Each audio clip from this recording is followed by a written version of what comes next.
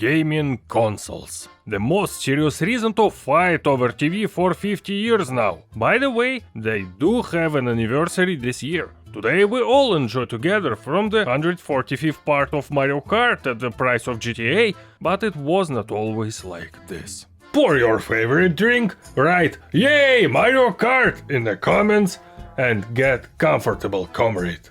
Today we will find out what the Slavs played and what consoles were in their happy childhood.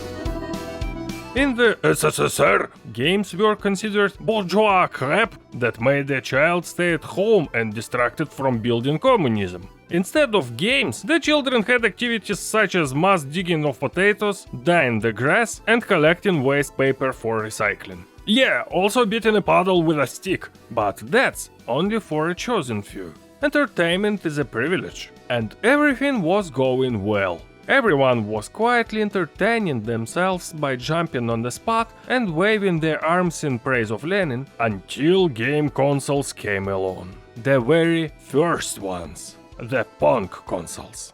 So we'll take this one. Okay, sure you won't change your mind? No. Why? Because I wanted it. Super Pong. It's not just another video game. It's a real Atari.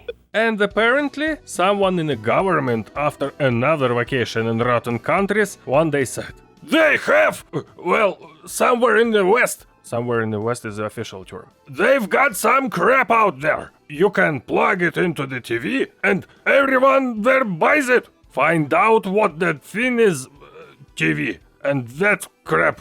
And do the same thing here, блять. We're just as good. We're even better. Execute!"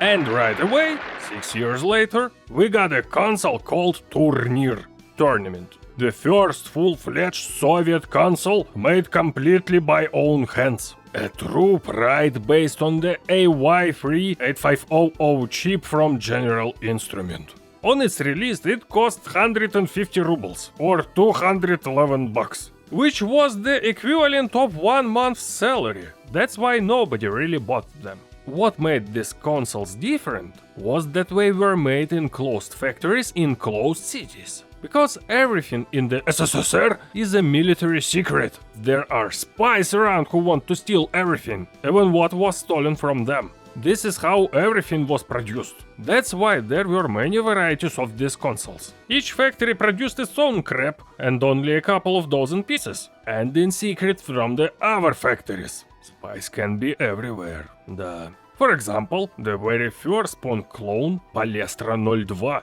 produced in the city of Lvov 49, kind of like Area 51, only the whole city. There were as many as 5 fuses in the kit. Apparently, if you didn't play well, you got electrocuted. Also, in the SSSR, they made BCTI Pong, built right into the TV set Rubin TC1205, which was like an ordinary PMCT, but included BCTI for the price of the year's salary, 1,200 bucks. For a country of 300 million people, they produced... Ой, блять, сколько цифр. 1,764 pieces, блять. That's not very many, so it was clearly rare for children to shout in stores, "Dear mother, please buy me an UPM CT Rubin TC1205 with a built-in BCTI." In short, Pong was a ghost console. Those who could afford it, say all sorts of diplomats, could buy the original. The rest played mostly with potatoes. The next thing that was already on the masses was the real Soviet handheld. In 1984, the Electronica Ну Погоди appeared. The game was based on the popular cartoon Ну Погоди, Well Just Wait. There, the wolf was chasing the hare in Soviet realities. In general, like Tom and Jerry, but Slavic. In fact, it is very funny, especially now, so I advise you to watch it. Ну, погоди! The game, it was colossally popular. It was even handed out on airplanes to children for the duration of the flight, so they wouldn't get their ears and noses clogged by the surf chicken. There were a whole bunch of different variations, but this was the only one that was so popular. In it, you played as a wolf who had to catch the eggs thrown by the hare. As you might have guessed, no one knew that somewhere in the West, Japan... Geography, блять. Давай, вот так. So, somewhere in the West, completely coincidentally, 4 years before that, the exact same toy appeared. Nintendo Game & Watch. マイクロコンピューターを使ったゲームウォッチ。ゲームをしないときはデジタル式クォーツ時計です。Блять! There the wolf was collecting chicken eggs. In our version, the wolf was collecting hair eggs.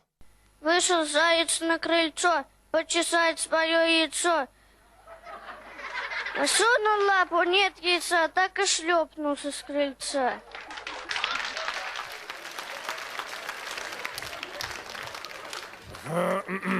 The awesome thing we played with for hours. Thanks to Nintendo for our happy childhood.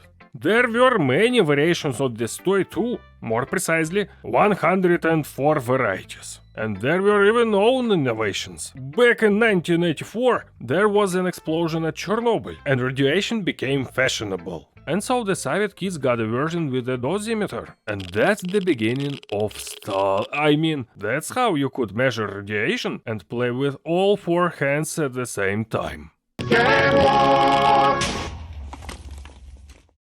Atari 2600, the critically popular console at United Something, the very initiator of the great video game Crash, bypassed the Slavs. This time we decided to copy not the console, but the Crysis, and we were busy with it. But we were saved by our brothers from Taiwan, releasing a clone called Rambo TV game. No, there was no Rambo, but the 2600 built-in games were not there either. But there were 365 games. Very handy, no need to buy cartridges, and no one could read the inscription on the box anyway. I have a special video about that. This console can even still be found at Russian flea markets for the price of Happy Meal. So, if you like extreme travel, you can come and buy one for your collection. ZX Spectrum. I don't know what it is, but the generation that saw Stalin alive loves it.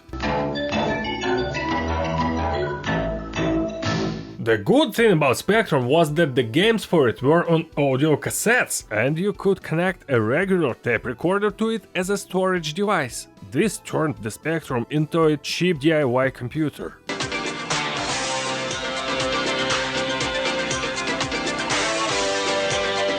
Амфитон мини-стерео.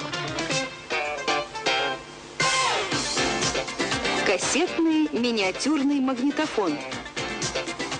One cassette could hold up to 8 games, instead of one official game. And it was possible to record at a higher density, whatever that meant. And then even more would have fed in. But no one did so, because Soviet cassettes could not withstand such an onslaught of capitalist entertainment and fell apart in your hands. Since the information was recorded as sound, this opened up stunning potential for piracy. After all, you can record the game over the phone, radio, or even TV. And if you try it very hard, you could even see the program.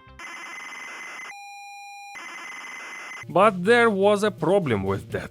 The tape, of course, is played with interference, and each re-recording worsened the quality. In the end, the game turned into a mess of sounds that could no longer be run.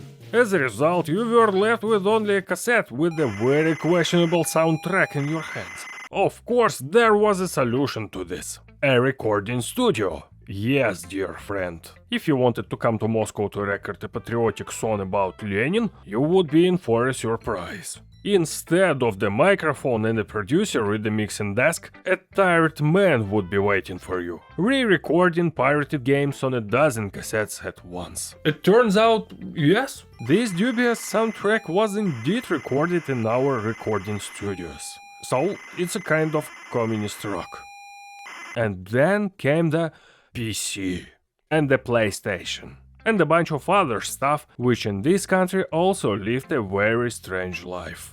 And we will talk about that in the next episode of the History Show, the title of which I have not thought of. And that's all for today. My name is Mark. Subscribe, comment, like, and see you next time, блядь!